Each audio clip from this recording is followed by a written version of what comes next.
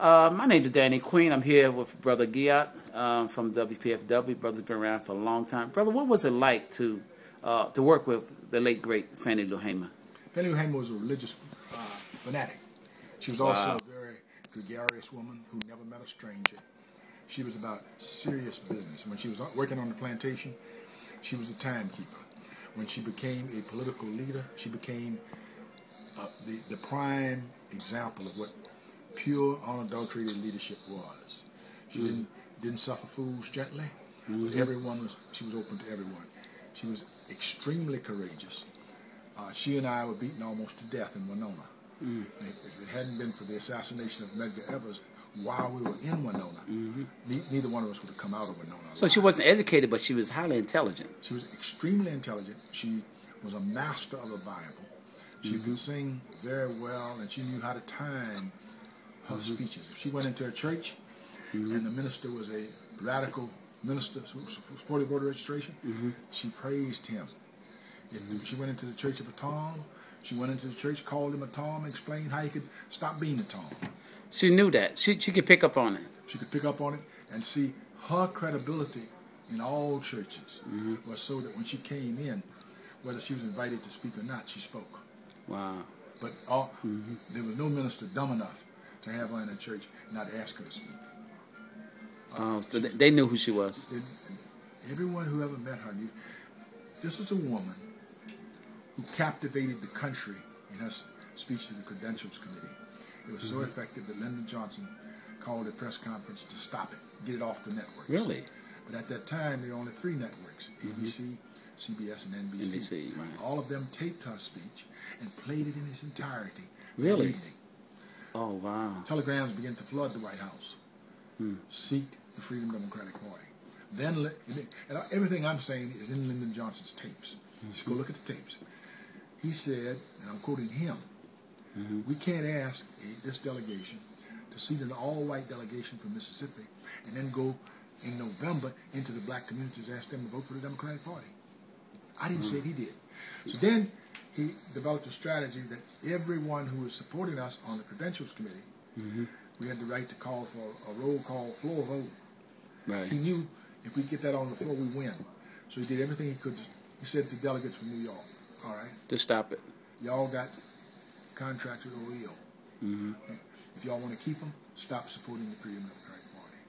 Wow. He says to a delegate from California, your husband can be a federal judge. All you have to do is stop supporting the Freedom Democratic Party.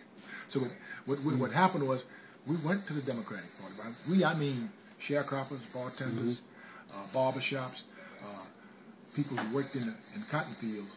That's who was in that delegation, along with some businessmen, a couple of them. But we beat the Democratic Party to its knees. We just couldn't beat Lyndon Johnson. Because Lyndon Johnson used all of his power to stop us. His theory was that if you seek the Freedom Democratic Party, he's going to lose the South.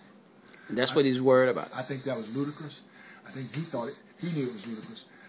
During that time, there were 27 FBI agents there. Their job was twofold: infiltrate the NFDP delegation and watch everything done by Bobby Kennedy. Remember, this was after the assassination of John Kennedy. Right. So what we discovered was that... And what year was that, Brother Guyto? This was 1964. Wow. What we discovered was that we opened up the Democratic Party. We then caused more delegate selection, more primaries. We moved the selection of delegates and of the president and vice president out of the smoke-filled rooms. In 1972, during the Carter campaign, they modified the law that we had established. The law originally was there should never be again a segregated delegation see it again.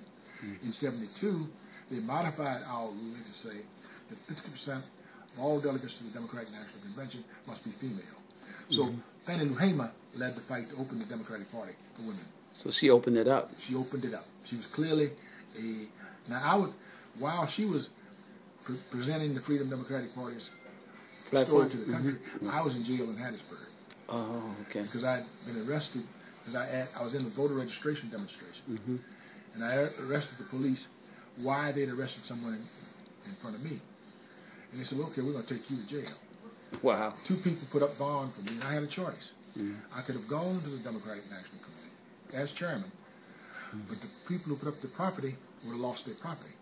Oh. And I knew how important it was to maintain that trust. property, right, and that trust. And so I eagerly went to jail. Fanny-Lou-Hammer went to the Democratic National Convention and captivated the country.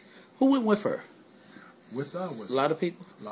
We had a delegation. Oh, a whole delegation. Our delegation fought to contest the regular segregated delegation. If Lyndon Johnson had stayed out of the fight, we'd have won. Lyndon decided he was going to make his stand.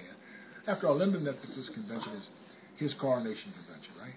Why did he do that? Well, he said, well, if I cave into these black people, I'm going to lose the South.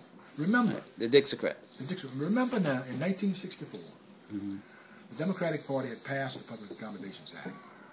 It opened up the Democratic Party to black people. The Freedom Democratic Party opened it up by being able to fight at that delegation on the floor, thereby making it not just Lyndon's convention, but our right to fight in that forum. But the Republican Party in that same year kicked out black delegates when it met in San Francisco, turned to the right by supporting Goldwater, who was supporting the destruction of Medicaid and Medicare and Social Security at that time. They're still trying to get rid of it. He becomes the leader of the Southern wing. Remember, in 1964, there was no Republican Party in the South. Nowhere.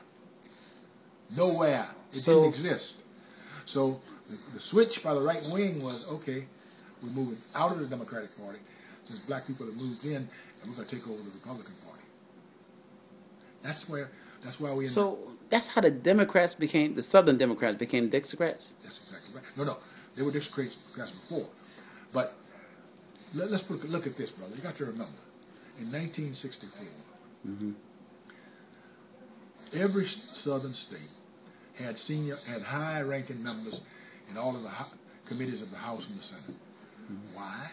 Because the black people were disenfranchised. They had seniority. The House says if you're here 20 years, you become chairman or something. Now, Lyndon Johnson had to work around that. Truman worked around that. Truman had the advantage of watching black people being pushed out of the South and into the Democratic Party. It was black people who elected Truman, black people who elected Kennedy.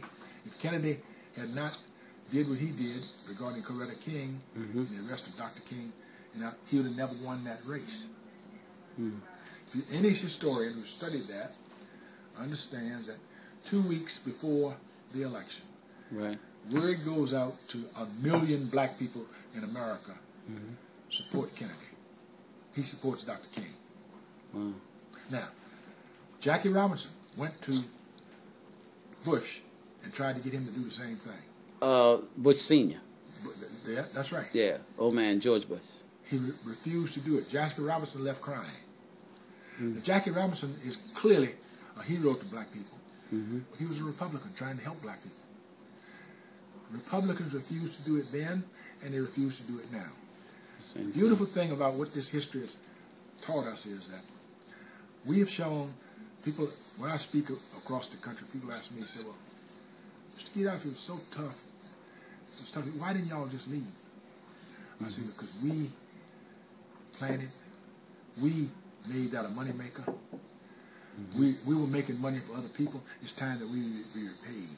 I said that if you understand that in 1861, the major investment in America, excluding everything else, including it, and by comparison, the major concentration investment of money was in slaves. The second major investment was in cotton. Now, what we found is that by we I mean we, those of us who were slaves, were supporting the economy of two countries, America and Britain. People say, Mr. Guyto, you know, my grandparents didn't have any slaves. I asked them, did they have any money? In their lives, did they ever make any money? I said, well, if they made money, they benefited from the slave trade. Indirectly, if not directly? No, directly. Let's trace it. Let's say, okay, where else did money come from for the United States? Okay, France gave us some money